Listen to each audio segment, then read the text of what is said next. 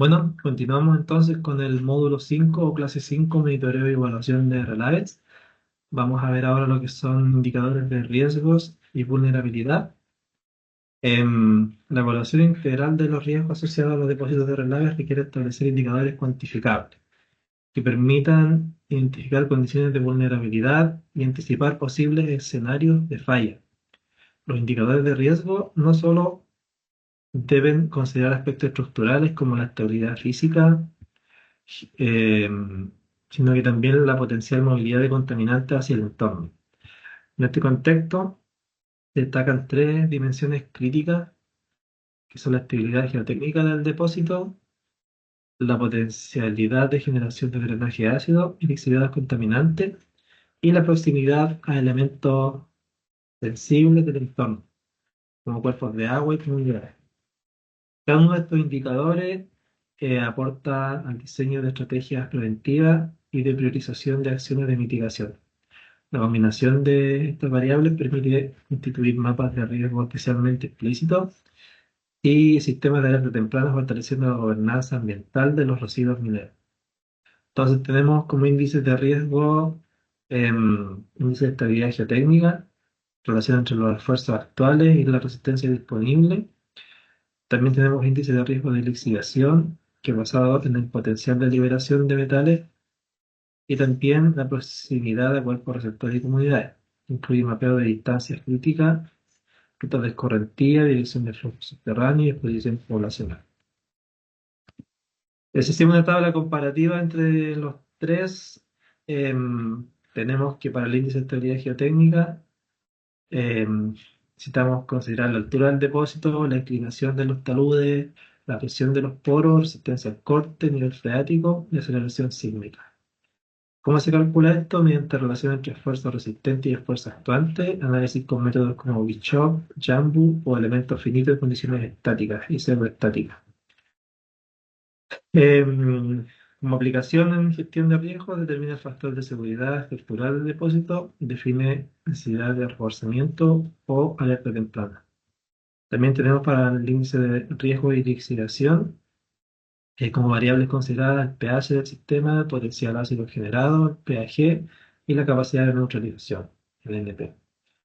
Contenido de sulfuro, metales traza, móviles y conductividad hidráulica. Se puede hacer el balance ácido-base, ¿cierto? Dividiendo el NP con el pH, ensayos de laboratorio, predicción geoquímica mediante modelos como el FRIT o MINTEC. Este evalúa el potencial de generación de drenaje ácido o lixiviados metálicos peligrosos. En cuanto a la proximidad de cuerpos receptores, tenemos que considerar la distancia a los cauces o ríos, los pozos, centros poblados, escuelas, infraestructura crítica, todo lo que tiene que ver con comunidad. Esto se hace con un análisis SIG, con mapas de exposición, distancias críticas definidas por normativas o estándares internacionales, y determina la exposición de tercero y prioriza zonas para monitoreo. Finalmente, la matriz de vulnerabilidad combina estas tres relaciones o tres indicadores en su método de cálculo a partir de la matriz de riesgo, ¿cierto? Ponderar un multicriterio y generar un mapa de priorización de intervenciones para la gestión del depósito. Los índices compuestos, em, los índices compuestos como el IEG o el IRL permiten sintetizar múltiples parámetros en valores normalizados que facilitan la comparación entre distintos depósitos. El IEG, por ejemplo, se construye integrando parámetros como el factor de seguridad estático y dinámico, desplazamiento detectado por GNSS o inclinómetro, protección superficial. Por su parte, el IRL considera variables como el pH, conductividad eléctrica, concentración de metales solubles y balance de acidez. Ambos índices se pueden cruzar con información geográfica relevante. Em, Esta integración espacial permite identificar zonas críticas, establecer corredores de vulnerabilidad y diseñar escenarios de intervención prioritaria. Acá tenemos, ¿cierto?, las aplicaciones prácticas de los indicadores. Por ejemplo, para el índice de estabilidad geotécnica necesitamos factor de seguridad menor a 1.3. Para una condición drenada y un DS menor a 1.5 para condición estática no drenada. Entonces, acá hay unos niveles de alerta, ¿cierto? Si estamos en un valor de factor de seguridad menor a 1.1, va a haber una alerta roja.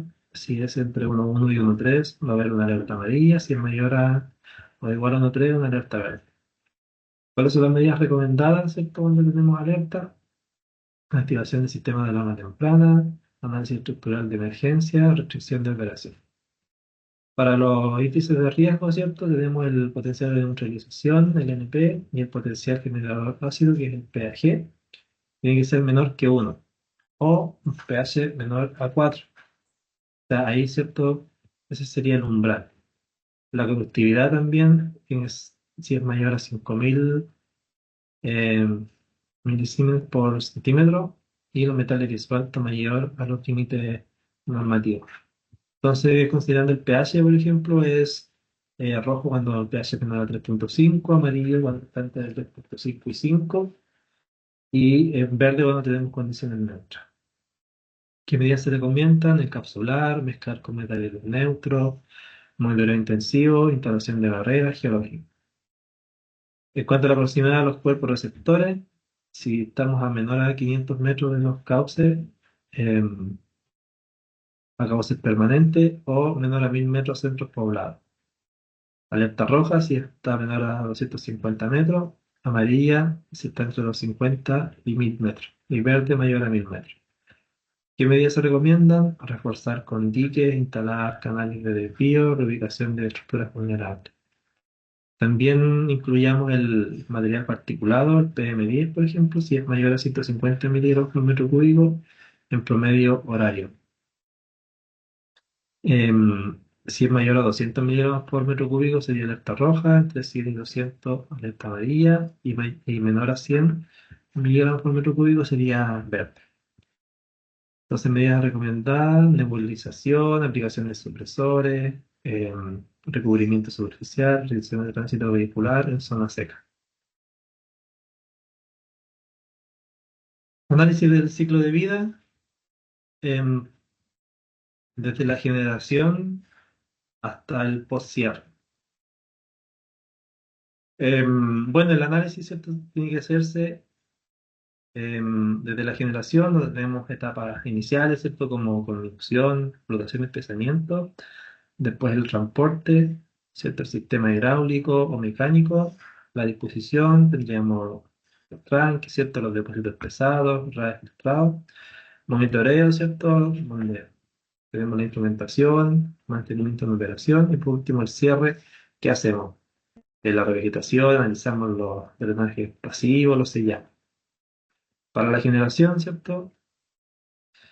Aquí que vamos a tener huella energética, emisiones de CO2, consumo de agua, generación de residuos reactivos. En el transporte, emisión indirecta por bombeo o vehículo, pérdidas de agua por evaporación, potencial de derrame.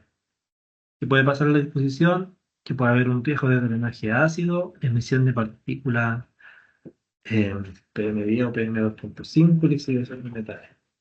Cuanto al monitoreo, ¿cierto? Tenemos consumo continuo de energía por el hecho de monitorear, mantenimiento de sistemas de control, generación de datos, residuos secundarios. Por último, en el cierre podríamos tener liberación de metales en drenajes residuales, emisión por revegetación inadecuada.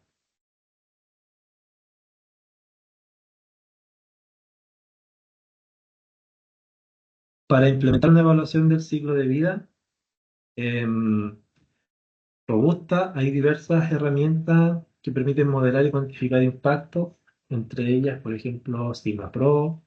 Gavi se destacan por su enfoque en la evaluación del impacto ambiental multicriterio, permitiendo estimar indicadores como huella de carbono, potencial de acidificación o eutrofización y demanda energética. Todo ello parametrizado según bases de datos internacionales como Ecoinver.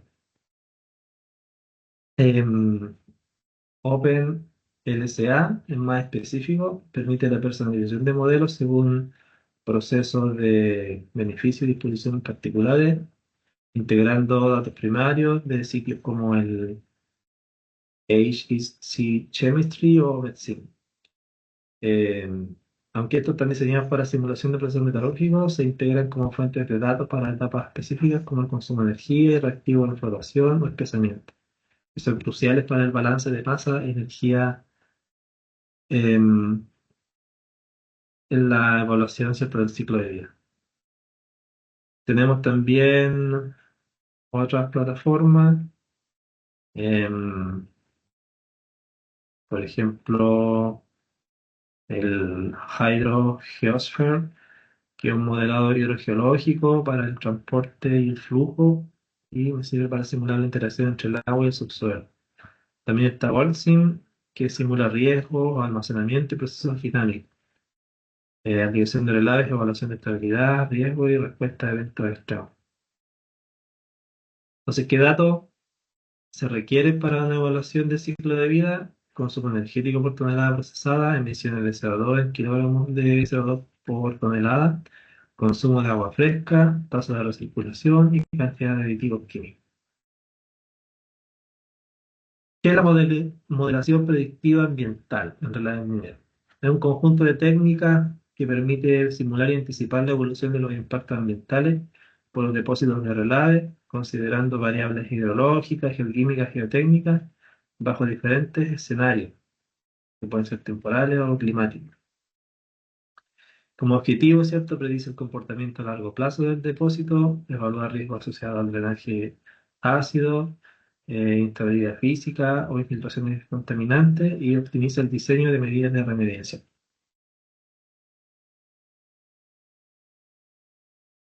Tenemos dos tipos de enfoque para la modelación predictiva, un enfoque reactivo y un enfoque predictivo. El momento de, el momento de la aplicación, el enfoque reactivo es posterior a la detección del impacto. Si se detecta un impacto y cómo reaccionamos a eso. En cambio, el predictivo es antes de que ocurra el impacto. Los objetivos estos son diversos. El reactivo es contener, mitigar o remediar impactos ya desarrollados. Y el predictivo es predecir y prevenir estos impactos en el futuro. Base de información para el reactivo, datos históricos, monitoreo en terreno. Y el predictivo es modelos matemáticos y datos experimentados o proyectados. Ejemplos de acción, por ejemplo, para el reactivo, neutralización de drenaje ácido, refuerzos de taludes, tratamientos de agua contaminada. Enfoque predictivo, tendríamos la optimización del diseño de cobertura, predicción de generación de ácido, simulación de filtración. ¿Qué instrumentos se utilizan? En el reactivo, el monitoreo directo, inspección visual, ensayo de laboratorio post-impacto. Y para el predictivo tendríamos software de simulación como Modflow, Freak, Flaxy, etc. También parámetros geotécnicos, geoquímicos e hidrológicos. Costo de inversión para el reactivo generalmente alto por el carácter correctivo, ya que tenemos que solucionar sí o sí el problema. En el enfoque predictivo es menor en fases tempranas, ya que permite planificar y diseñar.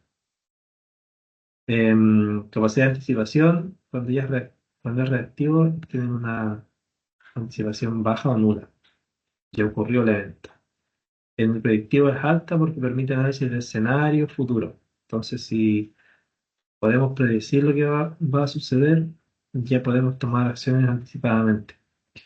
Nivel de incertidumbre en el reactivo es bajo en diagnóstico de daño existente y en el predictivo es alto si no hay una buena caracterización inicial. Integración de planificación en el reactivo es débil, ¿cierto? Actúa cuando el problema ya se manifiesta y en el enfoque predictivo es fuerte y hay que orientar diseño y decisiones en etapas iniciales del proyecto. Veamos modelos hidrológicos aplicados a relave. El objetivo, ¿cierto?, es estimar la escorrentía superficial, la infiltración y carga hidráulica sobre y dentro del depósito y evaluar transportes de contaminantes vía subterránea.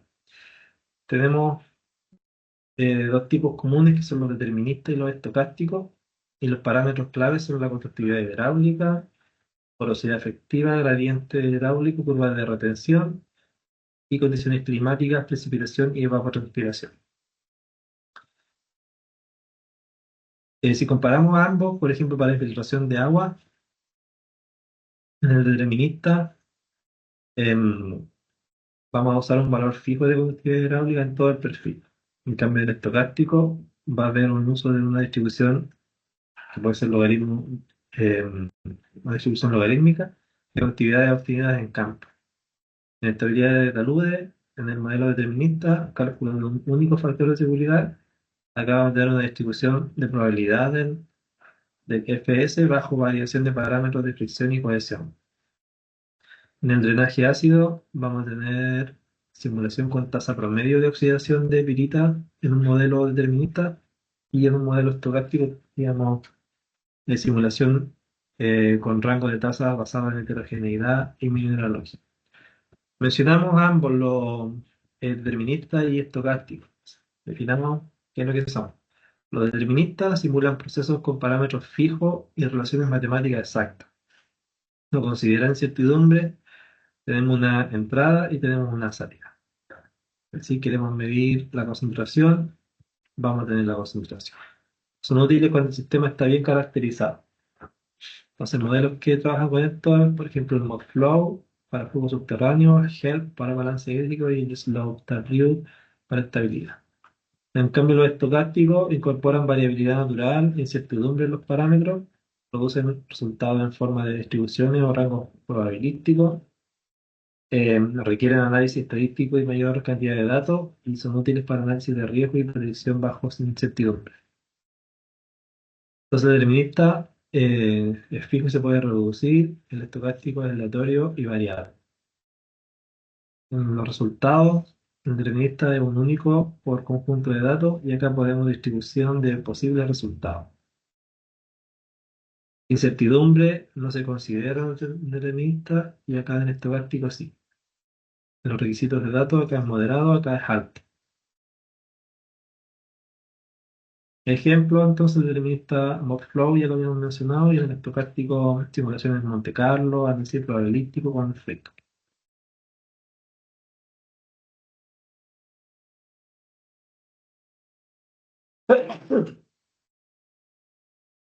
Bien, entonces, em, veamos la simulación de procesos geoquímicos. Acá la idea es proporcionar generación de drenaje ácido y sus efectos a largo plazo. Y moderar la movilidad, absorción y precipitación de metales pesados.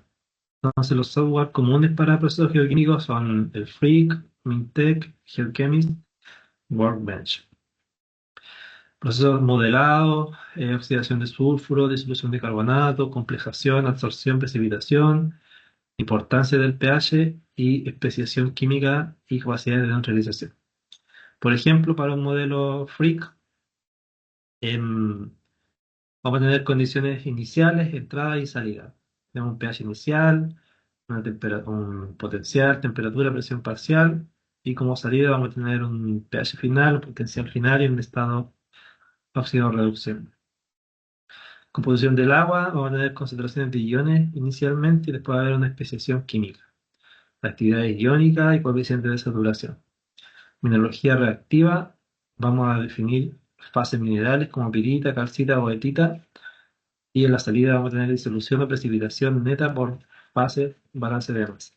Entonces, el PRIC va a predecir ciertas reacciones químicas que pueden ocurrir. Tiene alta base termodinámica, entonces, según el pH y temperatura y parámetros termodinámicos, va a poder predecir las reacciones y las fases presentes. Gas involucrado, el CO2 y el oxígeno, fugacidades impuestas y salida, equilibrios gas líquido, concentraciones disueltas de las cinemática, la cinética, debería decir, tasa de oxidación de sulfuro, disolución controlada por cinética. En la salida vamos a tener la evolución temporal de concentraciones, el pH y liberación de metales. Y por último, un balance de soluciones, vamos a tener mezcla de aguas diferentes, de diferentes fuentes, mezcla con lixiviados infiltrados y como salida la composición química que va a resultar en la variación del potencial de neutralización o acidificación. El comportamiento físico-mecánico del depósito La idea acá es evaluar la estabilidad del talud bajo diferentes condiciones, lluvia, sismo, sobrecarga, simular deformaciones, asentamiento y flujo de poros. Podemos em, hacerlo en escenario seco y en saturado. Entonces, por ejemplo, los modelos son para límite estático, slide o slow, y por elementos finitos como Plaxis, FLAC. Em, entonces, acá hay una tabla, ¿cierto? Em, que compara un escenario seco contra uno saturado.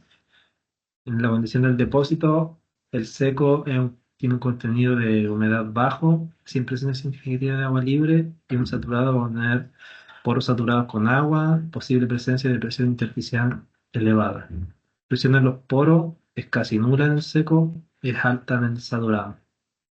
Resistencia al corte, acá es máxima, gobernada por cohesión y fricción, y en saturado es disminuida debido al efecto del agua sobre la tensión. Tipo de falla más probable, falla superficial progresiva en el seco y en el saturado falla global profunda. Factor de seguridad, ¿cierto? Que se define como la resistencia al corte disponible dividido por el esfuerzo constante requerido. En el escenario seco es alta sobre 1.5 y en el saturado es baja, reducida por debajo de 1. Modelos aplicables en el escenario seco, análisis estático de equilibrio límite, y en el saturado, análisis acoplado, flujo de formación, elementos finitos con presión de polo. Recomendaciones de diseño: en el seco, unitario básico, control de carga externa, y en el saturado, drenaje interno, cobertura impermeable, instrumentación geotécnica activa. Hablemos un poco del Freak, que es un software basado en equilibrio químico y cinética de reacciones acuosas. Permite simular la oxidación de sulfuro, disolución precipitada mineral, absorción, intercambio iónico, transporte reactivo. Todo esto en una dimensión, tiene una extensa base de datos termodinámicos, requiere validación experimental después mediante análisis químico. Entonces esta es la plataforma, ¿cierto? Es como una ventana, es como un programa, tiene libre disposición y podemos simular, ¿cierto? Él te va a entregar las reacciones, la especiación según la termodinámica y a partir de eso uno va a poder graficar, te entrega hasta los gráficos también de las simulaciones. Y ahí uno puede, ¿cierto?, ver las tendencias. Otras herramientas de simulación de flujos medios porosos, por ejemplo, está el ModFlow y el ZipW. ModFlow simula flujo de agua subterránea en medios porosos saturados, basado en la ecuación de Darcy.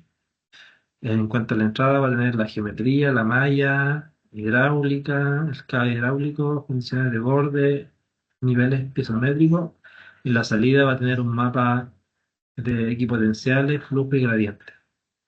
En el ZipW, modela flujo en estado transitorio y permanente, permite análisis acoplado con SlowW. Pueden incluir condiciones no saturadas mediante fuentes de retención. Requieren caracterización previa de permeabilidad geométrica, calibración controlador piezométrico, tasas de infiltración y validación mediante back análisis de eventos reales. Podemos comparar acá ambos, el ModFlow y el ZipW. Este es un modelo de flujo subterráneo en medio tridimensional y este es un modelo en medio poroso en dos dimensiones. ¿Ven? Este es tridimensional y este en dos dimensiones. En condiciones de saturación, acá solo medio saturado. El SIP puede trabajar en saturado y no saturado con curvas de retención. Tipos de flujo, ambos en estado estacionario y transitorio. Condiciones de frontera, potencial hidráulico, flujo específico, recarga, drenaje. Acá tenemos cabezal, presión de poro, filtración variable. Acoplamiento con geotecnia, acá es limitado. Y acá sí hay acoplación con geotecnia. Modelación de recarga y lluvia. Esto tiene que ser manual o mediante submodelos externos y esta puede ser integrada. Permite simulación directa de eventos de lluvia. Capacidad de análisis de flujo preferencial está limitada. Acá en el SIP es alta, con posibilidad de modelar zonas con distinta permeabilidad.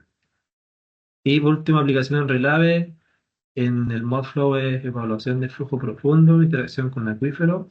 Y en el SIP W, análisis de filtración, estabilidad de taludes, diseño de cobertura.